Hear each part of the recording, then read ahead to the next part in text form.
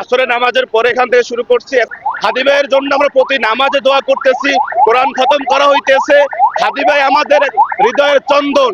আমাদের এই হাদি ভাইয়ের জন্য আমরা যদি এক হাদি হাসপাতালে রয়েছে, কিন্তু আমরা এই যে এইখানে যারা উপস্থিত আছে এদের ভিতর থেকে হাদির অভাব নেই। কোনো ঘটনা এবং গুঞ্জন এরকম আলোচনাও হয় না। হাদি এমন একজন পার্সন, সেই মানুষটাকে নির্মমভাবে যে সন্ত্রাসীরা গুলি করেছে, আমরা তার দৃষ্টান্তমূলক শাস্তি দাবি করতেছি।